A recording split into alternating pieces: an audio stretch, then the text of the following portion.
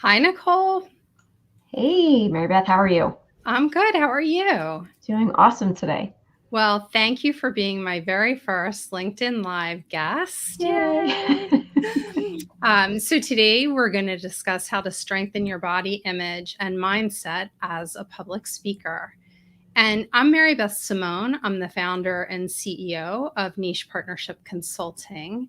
I teach entrepreneurs and professionals how to create their contingency plan to empower their second in command to step in and keep business and life running smoothly in an emergency. And my business was born out of personal struggle and resulted in finding this strength that was probably always there, and now a strength that I can bring to clients and to the world. And so, through this series, I aim to highlight the strengths that other people have developed as a result of their struggles. So, Nicole, thank you again for joining me. And you have some great struggle to strength stories. But before we dive into that, can you tell me a little bit about your history as well as about your business? Absolutely. Yeah, and I just want to say I love being the first guest on podcast and everything. So thank you so much for asking me to be on. So some background on me. I was a professional ballet dancer many years ago. So I'm very familiar with the stage. Not so much the public speaking aspect of it, but definitely getting on stage. After that, I went back to school and I became a physical therapist assistant. I worked there. Then I got married and had kids and I was also a personal trainer. And then it just kind of like after the kids came, I was like, I just want to stay home and raise them. And Shape It Up was born in 2006 and it's evolved over the years, but I absolutely love what I do. And I've been in it for like 18 years now. And each time, like, I always think I know everything and there's like still more to learn. Not in an egotistical way, but just like I'm always growing, I'm always learning. And I love coaching and helping women over 40 lose weight for the last time. It's so true. I mean, I think that we all hit a phase where we feel like this must be all there is to know about this field. But then I feel like working with each individual client, everyone has their unique scenario that I always seem to learn something new through my clients. Yes, absolutely. Clients, they always used to say in ballet, and I'm sure it's in other fields too, is like you learn more teaching other people than you do actually like, going through. And it's so true. I totally agree. Every time I coach somebody, I'm like, oh, there's a life lesson for me. Or how can I apply this to my other clients? That's awesome. I've never heard that phrase before, but I think that we should all adopt that way of thinking.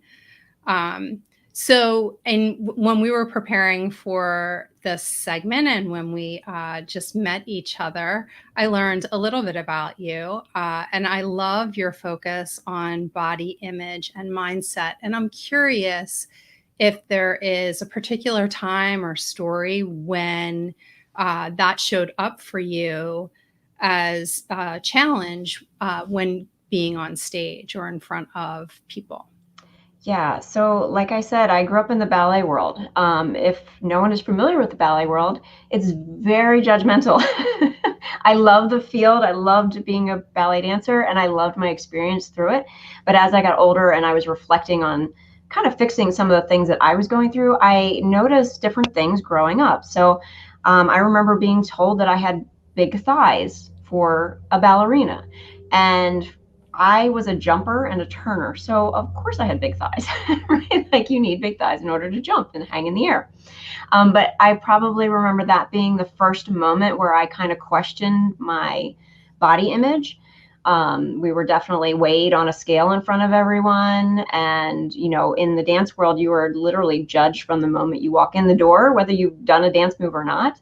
So, and I think as women, we are very judgmental to other people and on ourselves. And a lot of times when we're judgmental on other people, it is a reflection of what you think about yourself, which is where the mindset part comes in. So I know for me, as I got older, when I felt like I was being judged, like especially when I started doing personal training, I always felt like I never looked the part. I never looked like a trainer.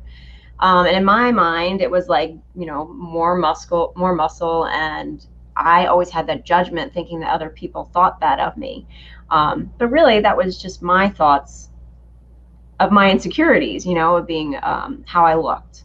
But stepping on stage is like, that's a whole nother level. It's one thing if you're wandering around having coffee with people and you're like, oh, she's judging me on whatever with friends. But when you step on the stage, then you have all these eyeballs on you. And if you haven't understood or learned how to kind of manage your mind around that, it can be, a kind of a little scary. They say that public speaking is like the number one fear. It's above death. So like people would rather die before stepping on stage and giving a speech. There's something not right with that. That's for sure. I mean, so many people are afraid of public speaking. And as you're talking about this body image and feeling like, you don't look the part, I can relate to that. So I've always worked out, but I've always been, on the heavier side. And I even after I retired from corporate, I got certified as a Les Mills body flow instructor. And so the same thing, showing up in the room to instruct a class and thinking, well, I don't look exactly like most yoga or fitness instructors that show up. So it is definitely something to overcome, and to work on building confidence. So I'm curious, one of the ways that we met was because you are a Tedx speaker for Cape May Tedx. It was originally scheduled for October 24th, and it has since been postponed to 2022, like so many events and things have been due to COVID precautions. But I'm curious if your experience being in ballet helped to prepare you for your experience as a TEDx speaker and getting ready to be on stage. For sure. Because I remember when I first started my business and I was going to little local places and doing little speeches and, seminars. And I remember getting up in front of people and being like, and, there was maybe 10 to 20 people, it wasn't huge. And I remember telling them, look, I'm a much better dancer than I am a speaker. Like, basically, if you want me to do the soft shoe, like, because I took tap, I'm like, I can do that for you. But it kind of broke the ice a little bit to kind of allow them into what I was fearing. But with the TEDx, as you mentioned, this last year, so I did the TEDx in 2001, right? Is that this year? Last year. Yeah, 2020. You did it. Mm-hmm. Right. Wow, that seems like, it seems like a really couple months ago, but yeah. And that opportunity, like I was mentally prepared, ready to get on stage and everything, and then they had shifted to virtual, which I think was kind of a blessing in disguise because for me, I did it in my office where I'm sitting right now. I had my script in front of me, so I could just read it. There was editing involved. It wasn't live. So there was a lot of the pressures that you normally would expect stepping on stage that weren't there. So for me, it was just it was easy. It was like me jumping on and doing an interview like I'm doing now, or doing like a YouTube, video that I do. But then when this year rolled around and I was like, yes, I'm getting on stage, because I have not been on stage for 18 years. And there's one thing, like I can absolutely step on stage. There is something magical when you step on stage and you see the lights. For me, it brings me back fond memories. I always love to perform, obviously being a ballet dancer, but stepping out and just like being something to the audience, whether it's creating an emotion from movement or whether it's creating an emotion from speaking. So for me, I was very excited to be stepping on the stage in October, which is now going to be another year from now. But so there's this level. And I think for the average person who doesn't get on stage, I think like I have a big advantage from being on the stage. So like half of my fear is already gone. The other half with speaking in front of people is what I need to deal with mentally before I step on stage. So I think for the average person that hasn't been on stage, has never done like community theater or anything like that, I think there's a big fear of getting on that stage and seeing the lights in your eyes, and maybe seeing the people. A lot of times you only see the front row and they're just kind of looking at you like, okay, entertain me, you know? But there is definitely a mindset, and like not just getting onto the stage, but preparing for it in advance and understanding the way you think about it, because you and I, Mary Beth, think totally different. Like we could have very differing opinions, and that's based on how you grew up and what you think about yourself. So I know when I work with clients on weight loss, that's one of the things we kind of hone in on is like, what is your individual and what's your specific needs? But so I think everyone's journey is going to be a little bit different. So I hope when we continue to talk about this, that at least some of the tips or suggestions that I offer will help you, at least in some framework, whether it's before you step on stage or whether you're actually on stage. Yeah, that's great. So I just want to acknowledge we have a bunch of people watching live. So everybody's loving the conversation. Hi, Diane and Carol and Jackie and Heike and Tanya. So glad all of you are here. Everybody is very engaged in everything that you have to say. So this is wonderful. And Heike is a photographer, which body image is totally her game. And everyone else, we're all public speakers. So this is fantastic. And Tanya's also an academic as well. And then we have Julie. Very good. So yeah, very relevant information for all of us. So back to the TED Talk. So what inspired you to get involved with TEDx? I love this question. Anybody who ever finds out that I'm a TEDx speaker, they're like, how did you do it? And for me, it was super simple. Like I didn't have a lot of mind drama around it at all. So I originally, when I started my podcast, I guess it was 2019, I was doing a lot of interviews and I met a lot of great, empowering women. And there were a handful of women that I had met who were TEDx speakers. Now, TEDx had never been on my radar. I knew about it, but I never was like, yes, one day I'm going to be a TEDx speaker. And I started talking to them about TEDx, just kind of feeling out. And they were like, you should do it. Why are you not applying? And I was like, I don't know, let's do it. That's kind of my personality though. Like I like stepping out of my comfort zone. So honestly, the best way to go about TEDx, in my opinion, is look for a theme when you go on the TEDx. And Kate May had body and soul. I mean, that's speaking to me alone, you know, and I just applied and it was that simple. And honestly, don't tell Norris, even though he probably knows, I did not even write my speech. I had an idea of what I wanted to talk about, and that was all that was required. And I was like, I'll just figure it out as I go along. So yeah. So if anybody's on the fence, just apply. I mean, the worst that's going to happen is they're going to say no, and you're exactly in the same spot you were 5 seconds ago, you know? Yeah. And I think that the TEDx Kate May application is much more accessible than other TEDx applications. So they're all very different, you know, depending on their organization. But I think that it's much more accessible there.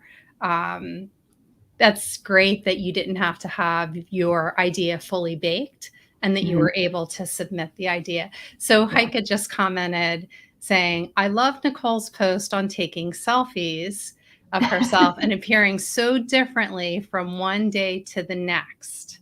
It's a bit of a reality check, understanding perspective in a 2D image. Excellent. I'm so glad that you saw that, Heike. So we definitely want to get to that as well. So do you want to tell us a little bit about that post that you did this week? Absolutely. Yes. I believe I posted it yesterday. Yeah, because yesterday was Monday. So my father is turned 80 on Saturday, and we had a family dinner, you know, all 16 of us.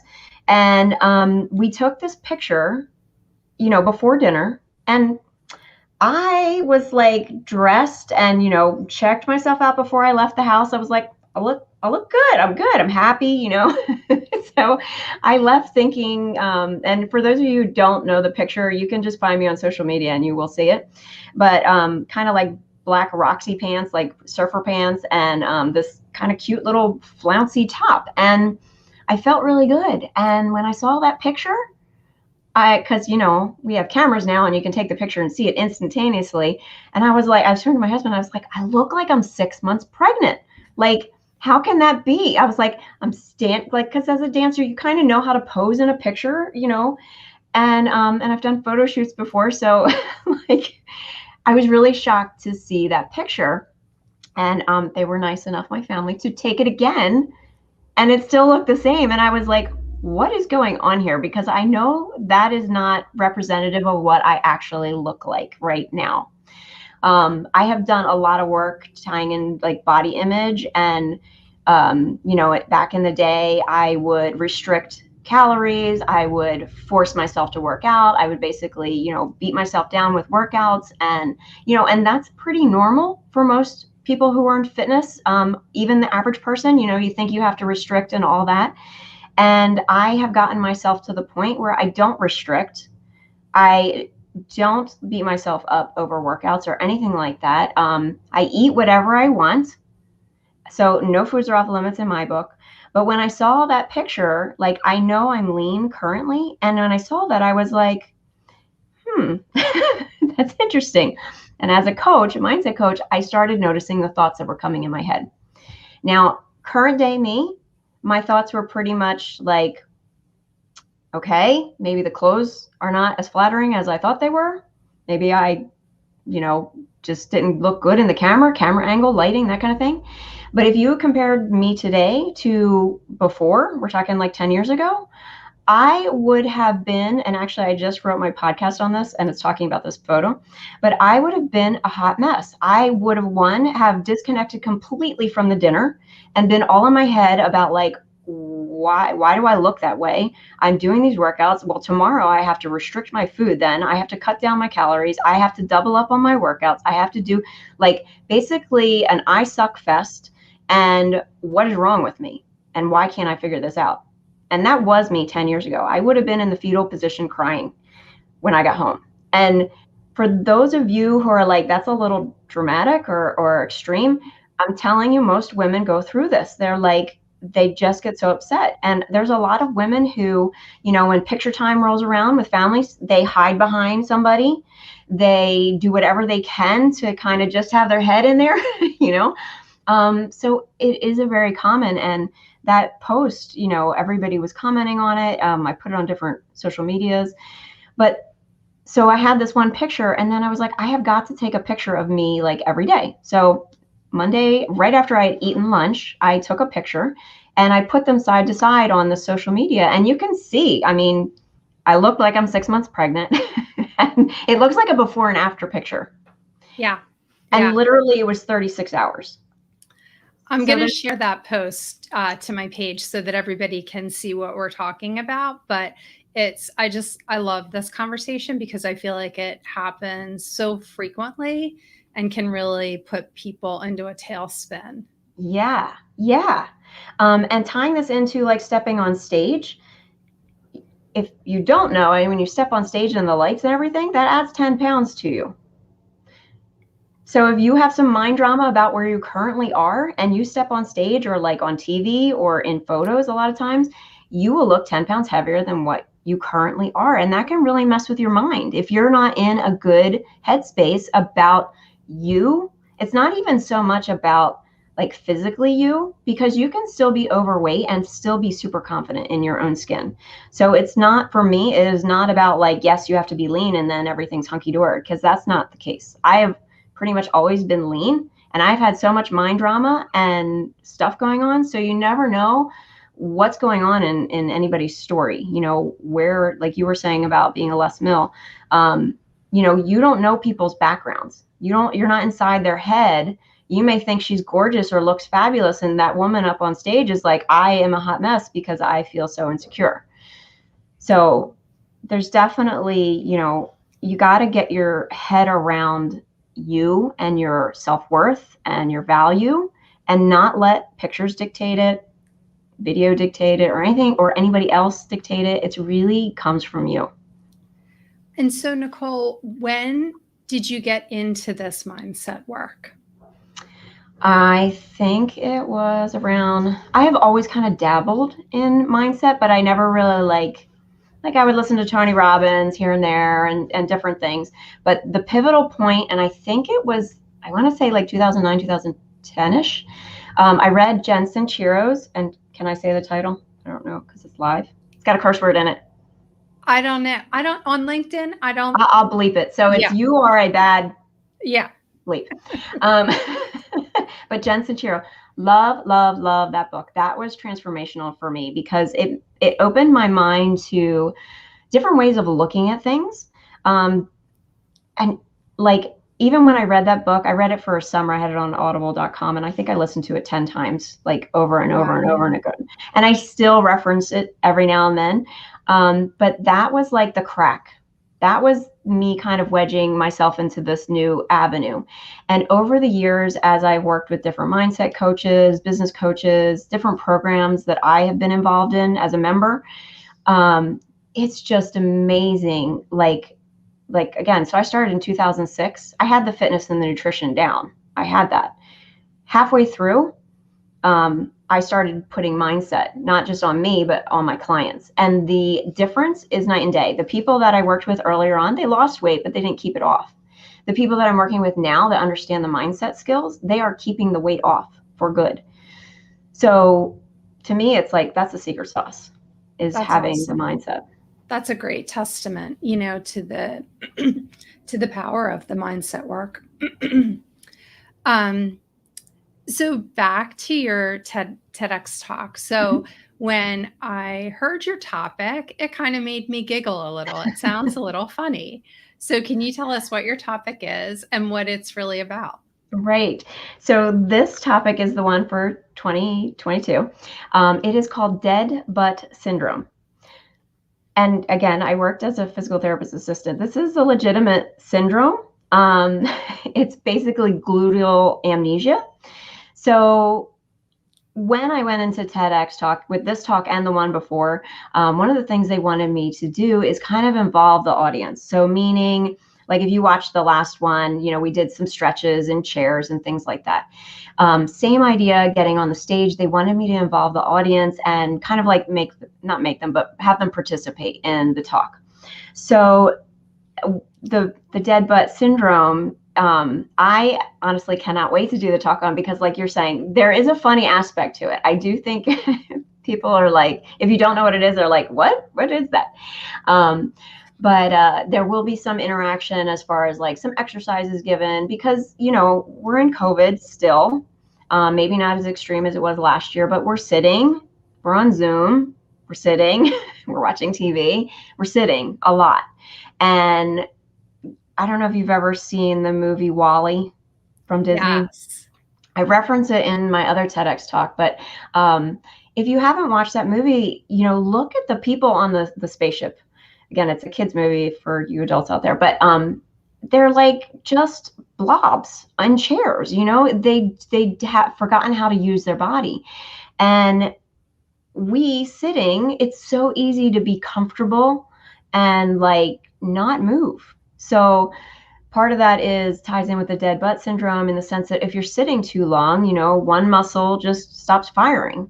And we need our glutes to walk, to do things, to, bend down and pick up things, daily activities that we normally do that we kind of take for granted. So that is the gist of the talk. And I really hope to, I was talking with, when you work with TEDx, they kind of help you with your speech. And one of the ladies I was working with, I was like, I want it to be a little bit creative with the tushy part. so you have to come and watch for that. But so hopefully it'll be funny too. Oh, I can't wait to see the event in person next year. I'm so excited to go to Cape May and to see TEDx on the boardwalk, and I'm just thrilled about it. So yeah. I'm sure all the speakers can't wait to get there as well. Yeah. So, do you have any advice for some of our listeners and viewers, maybe interested in becoming TEDx speakers? So you told us, like just apply. We might not have to have a fully baked idea. Any other advice for speakers who want to try and get a place on the TEDx stage? Yeah, I think with anything, again, I'm a step out of your comfort zone type of person. Um, just even whether it's TEDx or something else that you want to do, just go for it. Again, because it's like you can spend a lot of headspace going, should I apply? Should I not apply? My speech isn't good. How am I going to look when I get up there? You know what I mean? Like you can spend a lot of ruminating trying to decide. Just decide. And it doesn't matter if it's no, I'm not going to do it right now. That's fine too, but make a decision. Like, yes, I'm going to apply and this is what's going to happen. And try to manage your mind around whatever the outcome is. Like, I try not to get too far ahead. Like, so when I applied, I was just like, if they say yes, that's great. If they say no, that's fine.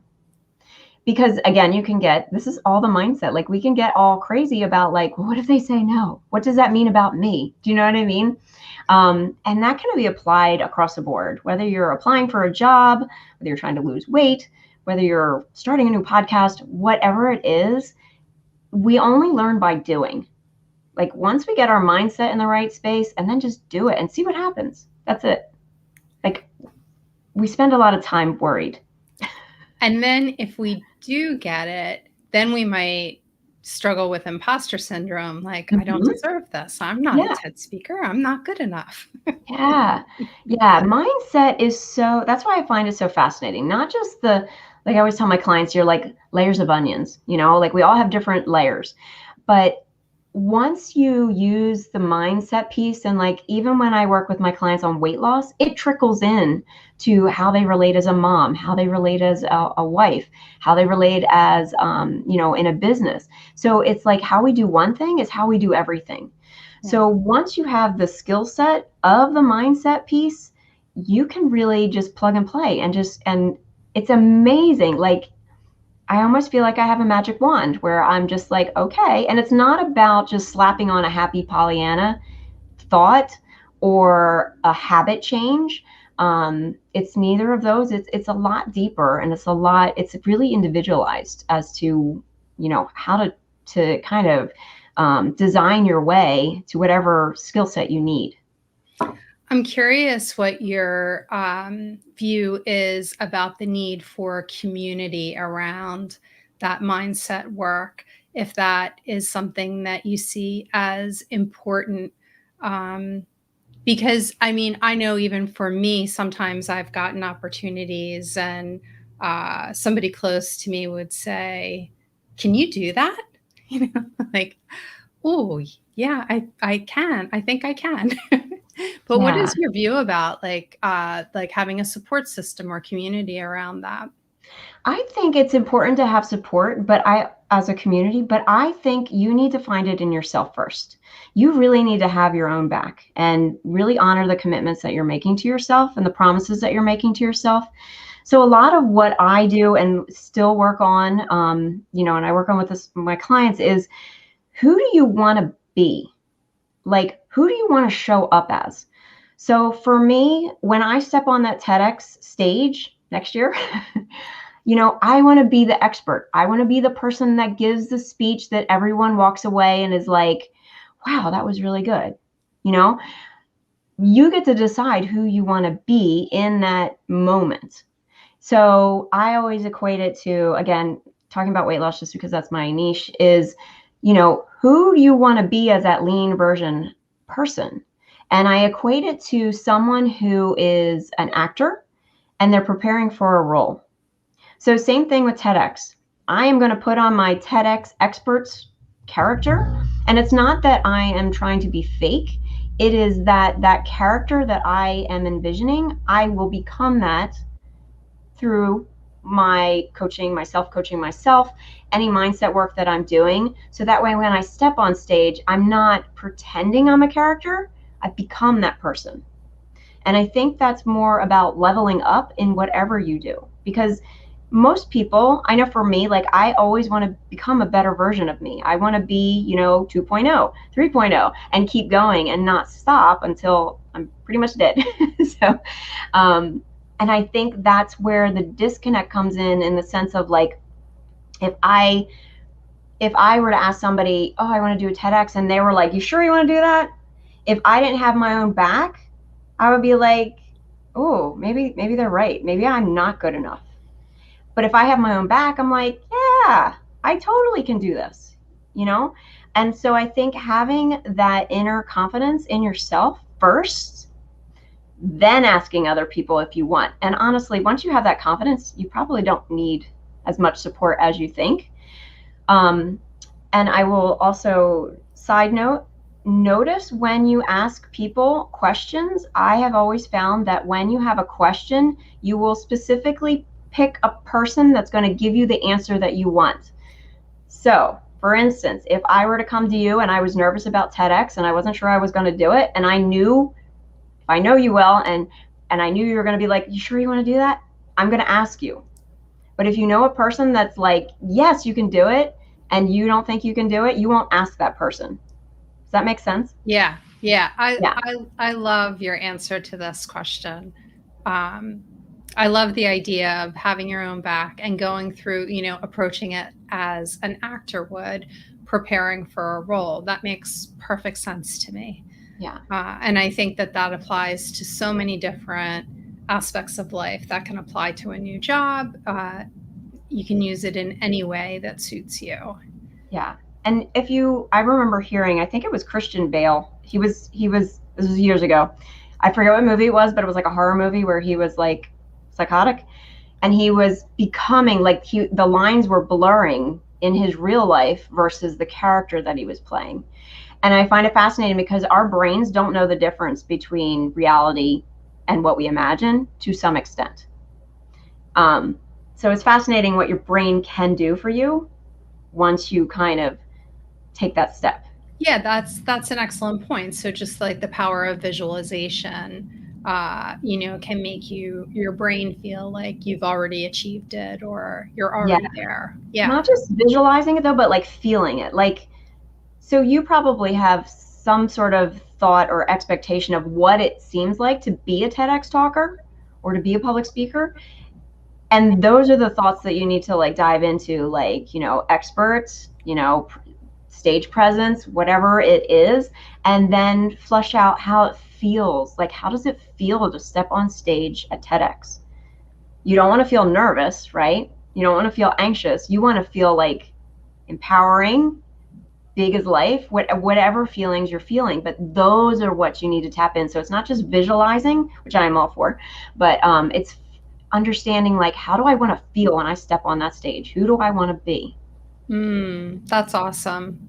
I definitely can do some work there. That's great. That's a great tip, a great takeaway for me, and I'm sure for others. So Nicole, can you tell us a little bit about your podcast? Sure. Yes. It is called Shape It Up Over 40. You can find it on Apple for sure.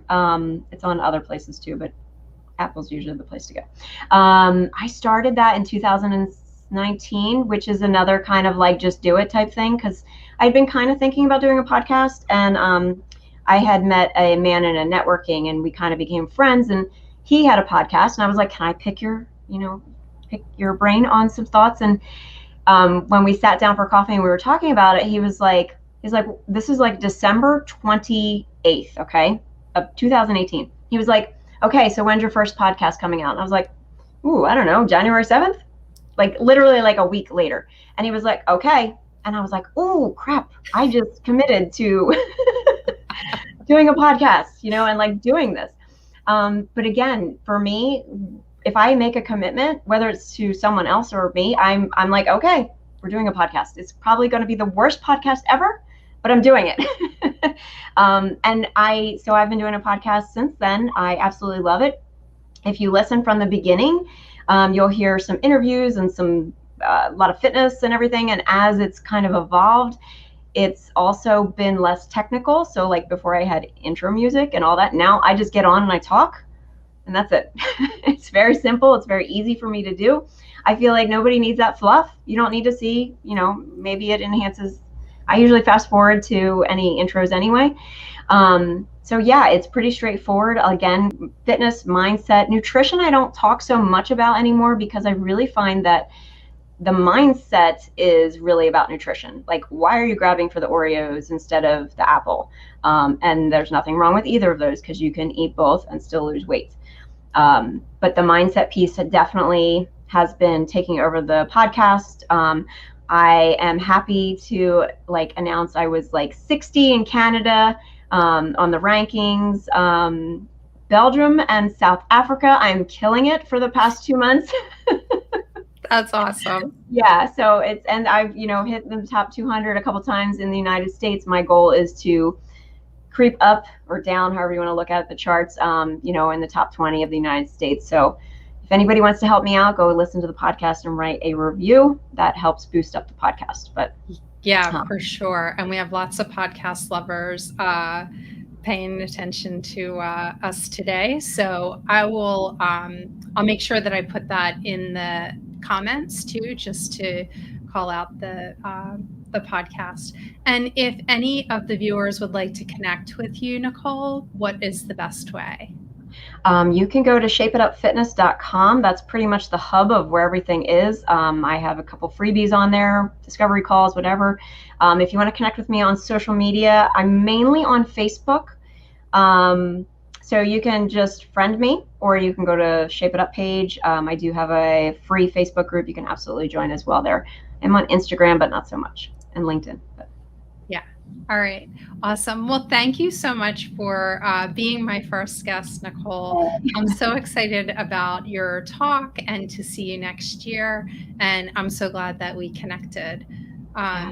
So this show, Struggle to Strength, will be on the first and third Tuesday every month at 2 p.m. So stay tuned for our future guests. Thanks, Nicole. Thank you so much for having me. All right. Take care. Bye. Bye.